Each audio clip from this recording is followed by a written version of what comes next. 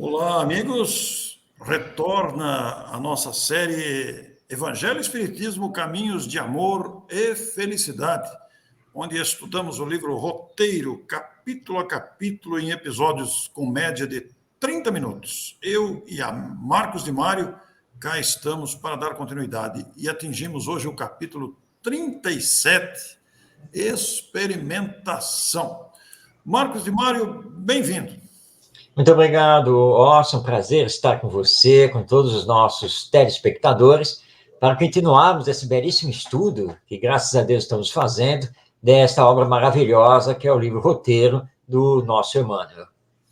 Pois é, Marcos, são 40 capítulos, nós atingimos hoje o capítulo 37, temos mais 3 episódios para gravar e disponibilizar aos nossos amigos, e realmente foi uma honra, face à sabedoria que esta obra contém, em todos esses capítulos específicos, trazendo muita lucidez do nobre mentor que nós aprendemos a admirar profundamente pela sua lucidez. É uma honra, né, Marcos? Sem dúvida, Orson. Estudar Emmanuel realmente é aprender muito, né? Com toda a certeza. E esse livro Roteiro, muito diferente de tantos outros que ele nos deixou, não é um livro de mensagens esparsas sobre diversos temas. Pelo contrário, né, ele tem um fio condutor por todo o livro para nos levar a compreender o espiritismo, a vida à luz da imortalidade da alma, se tornando um roteiro justamente para a nossa vida e retornarmos melhor para o mundo espiritual. Muito bem, Marcos. Saudando aqui os nossos telespectadores com a alegria de sempre, a esperança nos corações, neste novo ano que já estamos vivendo, é uma satisfação muito grande. E vamos então ao capítulo Experimentação, na primeira seleção feita pelo Marcos para ilustrar aqui a nossa conversa.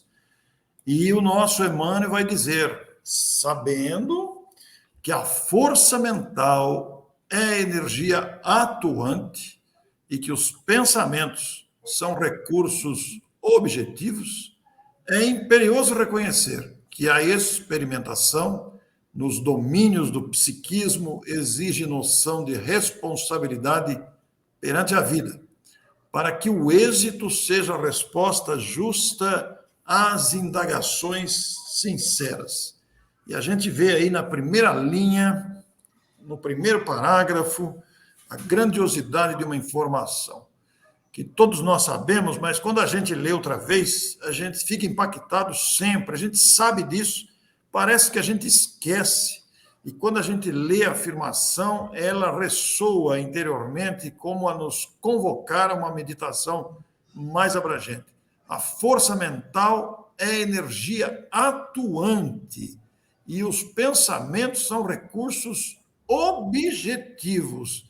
Marcos de Mário, essas afirmações trazidas por Emmanuel, elas devem promover, pelo menos devem, em nós, uma reflexão de profundidade, porque, afinal de contas, pensar que todos nós temos uma força mental, nós pensamos com força em determinados objetivos, nem todos éticos, nem todos honestos, mas todos nós temos uma energia desta força mental. E, naturalmente, sendo energia, ela modifica o ambiente à nossa volta, ou o ambiente, pessoas, circunstâncias, lugares a que se destina.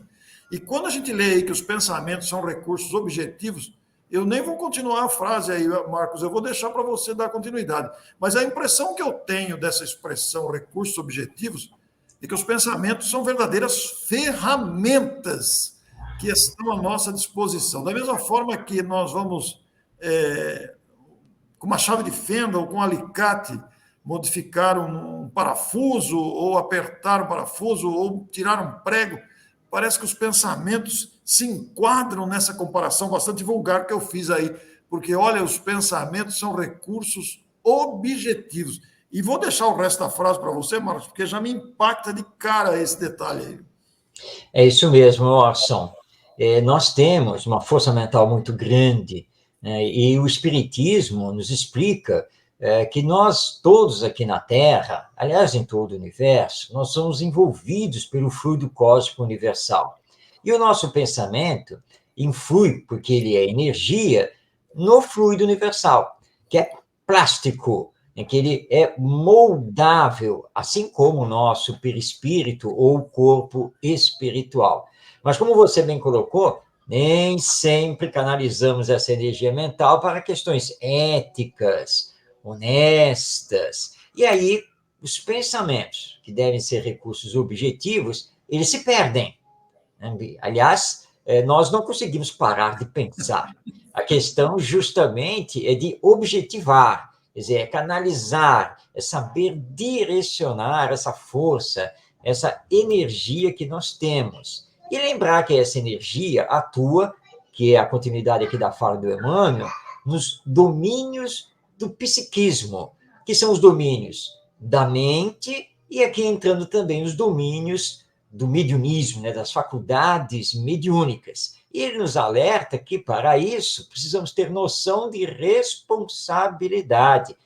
Isto é um problema sério para todos nós ainda nesta existência. Sermos responsáveis pelas nossas energias e para onde nós as direcionamos, para onde nós as canalizamos efetivamente. Se você começa a dizer a si mesmo, não está tudo muito ruim, não adianta, não vai dar, eu já tentei, você começa a negativar. Como você começa a negativar, as suas energias vão começar a diluir e você não vai realmente conseguir atingir objetivos mais nobres, objetivos mais superiores. Agora, se você mantiver sempre a chama da esperança acesa, o otimismo, a perseverança, a confiança em Deus, você então coloca os seus pensamentos nessa direção e não há força contrária que vá lhe parar. Você vai sempre continuar e vai construir coisas boas. Então, a energia, o potencial, nós temos.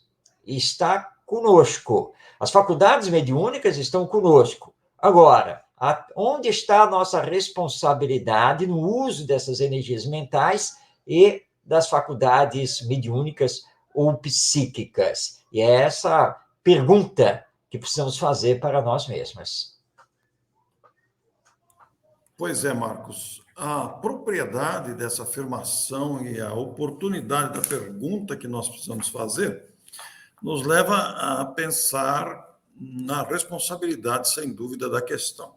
Na sequência, após esse magnífico parágrafo que foi selecionado aí por você e abre a nossa conversa, ele faz comparações muito interessantes em situações do cotidiano. Começando aqui com o lavrador bem avisado, diz ele, investiga o solo plantando com devoção e confiança. Não ri do pedregulho, não ironiza o espinheiro, e realmente ele vai tentar facilitar a sua lavoura com os cuidados próprios de um semeador experiente e que defende o futuro do bom grão. Mas Emmanuel vai dizer que não é muito bem assim que acontece com a maioria de nós, aqueles que estamos encarnados aqui. E a pretexto, como diz ele na continuidade do texto, de se garantirem contra a mistificação, eles espalham obstáculos nessas conquistas do psiquismo que você tão bem situou. E aí começam as críticas, a perseguição, começam as implicâncias e transformam muitos companheiros, como ele diz aqui, em cobaias. Exigem qualidades que não possuem, e muitas vezes podemos nos enquadrar e exigimos qualidades que não possuímos, e até tratam com deliberado desprezo o pequenino embrião da realidade e acabam habitualmente na negação, incapazes de penetrar o templo do espírito. A gente começa a perceber aqui, Marcos, que há um descuido com esse cultivo do psiquismo ordenado, do psiquismo que beneficia as criaturas, porque em todas as questões, como ele vai dizer na sequência aqui, é preciso uma base. Como ele cita, inclusive, que o avião não prestaria serviço algum se não houvesse o campo de aterrissagem, que o trem não correria sem os trilhos. Então, são realmente construções de base. A mesma coisa, Marcos, se dá com as revelações vindas dos espíritos, vindas da espiritualidade, através da mediunidade. E aí volta a pergunta, né, Marcos? Como faríamos de maneira ideal para que essas informações tão preciosas, vindas pela mediunidade respeitável, constituam base de apoio, base de construção para nós que aqui estamos em contato com esses desafios do amadurecimento do psiquismo em nós mesmos? Bem, Orson, primeiramente, nós precisamos estar abertos às informações, às novidades e assim por diante. Nada pior do que, a priori, você já negar, né? Você dizer que não acredita e assim por diante. Porque, por mais bela que seja a manifestação psíquica, por mais exuberante que seja a manifestação das faculdades mediúnicas, você terá a tendência de negar e de não aceitar. Então, precisamos estar abertos. Eu lembro aqui, enquanto você estava com a sua fala, eu lembro de um episódio que foi contado por um companheiro aqui do movimento espírita, que ele dizia que ele tinha um amigo, e esse amigo era muito materialista, muito cético, não acreditava em nada de além da morte, mediunidade, nada dessas coisas. Muito bem. Então, ele pegou e falou assim, sabe de uma coisa? Você aceitaria o meu convite para participar de uma reunião mediúnica de um grupo que eu faço parte? Mas, olha, é uma reunião mediúnica muito especial, porque é uma reunião em que os espíritos, que eu sei que você não acredita, mas os espíritos se materializam. Você vai poder ver. E aí, o que você me diz? E aí o amigo aceitou. Bom, tá bom, eu vou ver. E foi. E aí esse companheiro espírita disse que foi uma reunião de materialização de espíritos magnífica. Não apenas a presença dos espíritos, mas materialização de objetos, uma série de fenômenos incontestáveis. Terminada a reunião, eles estão então de saída, e ele pergunta para o amigo, então, o que você achou? O que é que você tem a dizer? O amigo olhou para eles assim, tudo ilusão. E fechou a questão. Claro, ele não queria aceitar, ele não queria saber. Então, por maior que seja a prova, vai sempre refutar, de alguma maneira.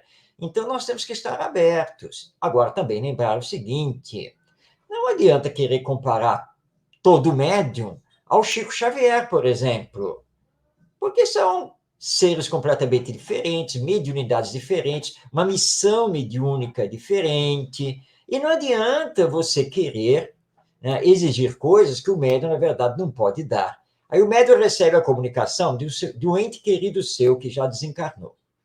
E aí você diz, mas eu não posso aceitar porque o espírito não colocou aqui na carta qual era o seu RG, né, o seu número da identidade. Se ele não colocou qual era o número da identidade que ele tinha aqui na Terra, não posso acreditar nessa comunicação. Você está perdendo uma oportunidade maravilhosa de ver o conteúdo da mensagem, que deve, na verdade, né, trabalhar internamente com você. Se o espírito vai fazer esse tipo de identificação ou não, isso é problema do espírito, que, aliás, para o espírito pouco importa, não é? Aliás, provavelmente, quando nós, depois de um tempo já desencarnados, nós nem vamos mais lembrar qual era o nosso CPF. Hoje nós temos ele decorado, né? Mas no mundo espiritual não precisa usar o CPF, né? Então você não vai agora ligar para uma coisa dessa. Então nós perdemos oportunidades de experimentação, de aprendizado muito preciosas. E temos que tomar cuidado com isso, porque os fenômenos estão acontecendo, né, aqui à nossa volta, a toda hora. É uma questão de estarmos atentos e abertos para a nossa própria espiritualidade e a continuidade da vida após a morte. Excelente, Marcos. Como é gostoso ouvir uma apreciação dessa. E você também me levou a recordar que, da mesma forma como existem os negadores sistemáticos, que não dão abertura alguma dentro do próprio coração e do próprio intelecto, existem muitos que procuram os fenômenos mediúnicos, principalmente aqueles que estão saudosos de seus entes queridos que partiram antes. Então, é a costumeira procura das cartas consoladoras, em que os entes queridos vêm dar notícias de sua nova realidade. É muito comum acontecer isso, as chamadas sessões públicas de psicografia, onde os espíritos se manifestam e muitas pessoas são atendidas. E aí Emmanuel faz aqui uma observação interessante na sequência do texto, dizendo para nós, né, que geralmente, quem procura notícias da vida invisível, integra-se num círculo de pessoas com as quais se devota ao cometimento. Como dissemos, existem vários grupos, vários núcleos que se dedicam ao trabalho de recepção de notícias do plano espiritual, especialmente pelo meio mais comum, mais prático, que é a psicografia. Mas quase sempre, no entanto, essas pessoas que procuram as notícias do além, essa pessoa espera a colaboração alheia, sistematicamente, sem oferecer de si mesmo, senão reiteradas reclamações. É o que a gente também encontra, Marcos. Pessoas que às vezes não receberam a manifestação e passa a reclamar, e inclusive com acusações e revolta a Deus, ao médium, ao grupo. É muito comum também esse lado. Enquanto outros se consolam, se confortam, identificam o ente querido e se emocionam com a maior naturalidade, o que é muito natural mesmo, né? Existem também aqueles que só reclamam, nada oferecem de si mesmos e criam uma expectativa até doentia, que, como sabemos, interfere diretamente na produção do fenômeno, na recepção de uma mensagem, porque a pessoa também, Marcos, também não está de coração aberto. Embora não negue, também não está, porque o coração está mais voltado à reclamação, à revolta, a nenhum espírito de boa vontade, disposição para entender as razões de determinada ausência de comunicação ou não, ou mesmo recebida comunicação, cai pelo domínio da crítica e da reclamação e até da revolta. Imagine meu ente querido desse jeito, não posso aceitar isso. Todos esses aspectos, eles aparecem nesse fenômeno do psiquismo, das notícias que vêm do além através das mediunidades em suas variadas formas de manifestação. Então, vejam que esse capítulo de Emmanuel nos oferece aqui uma reflexão de profundidade. É verdade, Orson. E muitos de nós somos imediatistas, né? Nós queremos o para já, né? E queremos ir nessas reuniões para receber, né, as mensagens dos nossos entes queridos, mas não queremos saber de estudar a doutrina espírita, de nos prepararmos para realmente termos o merecimento de receber a mensagem. Não queremos saber se o nosso ente querido pode ou deixa de poder enviar a mensagem. Nós estamos ali para isso. É como se aqui, figuradamente, né, como se eu chegasse, né, nesse grupo, dirigido por você, dissesse, bom, seu Orson, é assim, assado, e eu quero receber mensagem da minha mãe. Aí você dá uma explicação, tem que ter calma, paciência, isso depende dos espíritos. Tudo bem. Então, eu vou lá na primeira semana, na segunda, na terceira, quarta semana, ou seja, um mês indo na reunião. E é como se eu chegasse, então, ô, seu Orson, olha, eu não venho mais, não, tá? Aí eu falei, mas por quê? Passei um mês aqui, e da minha mãe, ó, nada. Teve mensagem nenhuma, é mensagem de filho desse, filha daquele, o avô de não sei o que lá, mas da minha mãe, nada. Eu já vi que aqui não vai acontecer. E aí você está perdendo, então, no caso sou eu, né? Você está perdendo uma oportunidade valiosíssima. Primeiro, de entender o fenômeno. Mas como é que isso acontece, né? Como é que, né, a vida continua depois da morte? Como é que a alma pode se apresentar através de um médium? O que é ser médium? Olha, tem um campo vastíssimo para estudar, para conhecer, mas o foco está apenas em receber a comunicação e nada mais do que isso. Então, se o desejo não for satisfeito, vai embora, abandona, não quer mais saber. Infelizmente, muitos de nós somos assim, e o Emmanuel está justamente nos chamando a atenção, né? Dando aquela puxada de orelha. Olha, não basta você fazer parte do grupo, você tem que fazer a sua parte também. é ficar lá só esperando, aguardando que as coisas aconteçam do jeito que você quer que aconteça, porque não é assim que funciona. Marcos, exatamente o que Emmanuel coloca aqui na sequência do seu capítulo, inclusive usando a palavra ingredientes. Ele cita até o exemplo, qualquer situação, inclusive para fazer um bolo caseiro para oferecer às crianças que chegaram, aos netos que chegaram, e os netos gostam de ajudar a vovó para fazer bolo, né? Então, para fazer um bolo é preciso reunir ingredientes. Mas mesmo se você for construir uma ponte, construir um muro, organizar uma horta, pintar uma garagem, limpar o carro, lavar o carro, secar o carro. Quer dizer, tudo é fruto de uma sequência de providências, de cuidados, de planejamento para se cumprir aquele determinado objetivo. Com o psiquismo, não é diferente. Nós estamos lidando, melhor dizendo, estamos lidando com vontades independentes, estamos lidando com emoções variadas, com estágios morais e intelectuais igualmente variados, e você disse muito bem aí no começo da sua apreciação, que nós não temos condições de avaliar, de saber como está o espírito que a gente deseja a comunicação.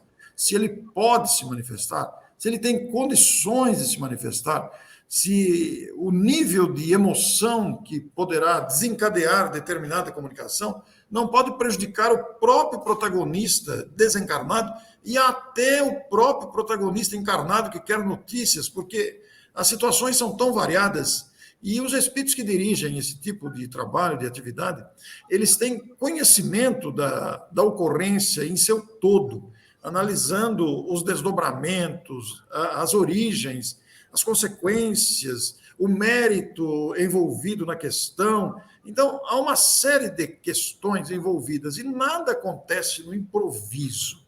A experimentação, ela também é fruto de um trabalho, até porque, né, Marcos? As mediunidades são tão variadas, às vezes o espírito precisa se acostumar com o médium, ou o médium se acostumar com o espírito.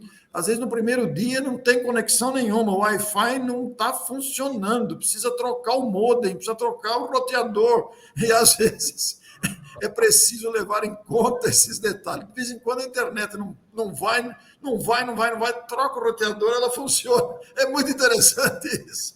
Então, muito bom, gostei das suas comparações, muito bem feito. E experimentação exige também paciência, né? Que as coisas não acontecem realmente assim tão rápido.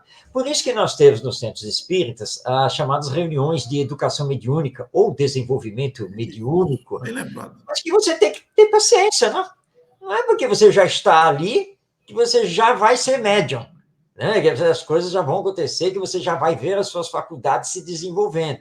Tudo requer tempo. Você tem que estudar, tem que aprender a orar, a meditar, a canalizar as energias mentais para o bem, para o belo, e assim vai indo. O exemplo do bolo que o Emmanuel dá aqui, né, que precisa dos ingredientes, se você errar a medida de um ingrediente, se você esquecer de colocar o fermento, o bolo já era, acabou o bolo, não é mesmo? Então, tem todos esses ingredientes que entram nessa experimentação também das faculdades mediúnicas.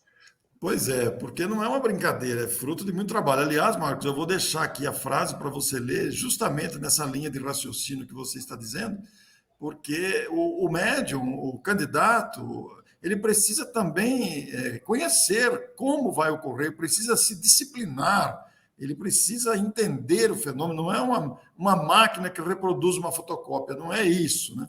Então, o nosso Emmanuel, eu deixo para você ler aí, Marcos. Então, a nossa Emmanuel aqui, continuando suas colocações, nos dizendo: a experimentação psíquica realmente não caminha com firmeza sem os alicerces morais da consciência enobrecida. Bom, aqui Emmanuel entra no terreno essencial dessa questão, né? Ou seja, né? Nossa moral, nossa consciência mais elevada, mais nobre, voltada para o bem. Muitos olham o fenômeno mediúnico como fenômeno, e nada mais do que isso, mas não. Nós somos seres independentes, somos individualidades com a nossa própria vontade, assim como os espíritos. Portanto, é a comunicação entre seres humanos, os que estão encarnados, os que estão desencarnados e vice-versa. E essa comunicação é dependente, sim, da nossa maior ou menor moralização, porque é a lei de sintonia. Né? Porque se eu não estou vibrando em sintonia com o bem, com o amor ao próximo, se eu não estou trabalhando comigo mesmo, o combate aos meus vícios, às minhas paixões, muito dificilmente espíritos superiores poderão se comunicar através de mim. Eu não darei essa sintonia. Então, eu preciso enobrecer os meus valores de vida, tenho que entrar para a minha transformação moral para ser merecedor dessa sintonia maior e facilitar, então, a utilização das faculdades psíquicas e essa comunicação, esse intercâmbio entre os dois planos da vida. O Marcos, inclusive, o Emmanuel tem uma frase aqui no capítulo que é espetacular, né? E resume toda a nossa conversa aqui, porque ele diz assim: cada espírito humano, microcosmo do universo, quer dizer, um universo em miniatura, já que cada um de nós é um universo, irradia e absorve. Eis a questão, né? Você irradia de si mesmo e, ao mesmo tempo, absorve do ambiente e das outras pessoas. Essa irradiação nossa, como você fez a pergunta lá atrás, como que é? Ela está saturada de ciúme, ela tem orgulho, ela tem egoísmo, tem leviandade, tem ferocidade, ou é uma irradiação de quem está procurando acertar, de quem se disciplina? E a absorção, aquilo que estamos nos permitindo nos alimentar das vibrações exteriores. Então, para que a água seja pura, é preciso cuidado com o poço, com o recipiente que recebe esta água. Por isso, ele vai concluir o seu capítulo com uma frase extraordinária. Eu deixo para você, Marcos, para você, entre aspas, deitar e rolar com essa preciosidade aí, viu? Tá certo, Orson. Então, esse é o encerramento do capítulo. Emmanuel, então, fechando o seu pensamento, nos dizendo: a verdade é a luz. Somente o coração alimentado de amor e o cérebro enriquecido de sabedoria podem refletir-lhe a grandeza. Olha que beleza! Coração alimentado de amor, cérebro enriquecido de sabedoria. Então, amor e sabedoria juntos. Aí sim nós vamos nos engrandecer e vamos poder, como ele coloca aí, refletir a grandeza da verdade, da luz da imortalidade da alma, daquilo que nós realmente somos, e a verdade do mundo espiritual que nos cerca, que interage conosco. Então, não esqueçamos disso, isso é muito importante. Então, nós precisamos de amor e de sabedoria. Temos que equilibrar isso. Somente assim nós vamos conseguir desenvolver bem as nossas faculdades psíquicas e vamos poder refletir essa realidade maior da vida espiritual. Que maravilha, Marcos de Mário. Quanto conhecimento à nossa disposição. Este livro é incomparável, que é o livro roteiro, objeto aqui dos nossos episódios semanais.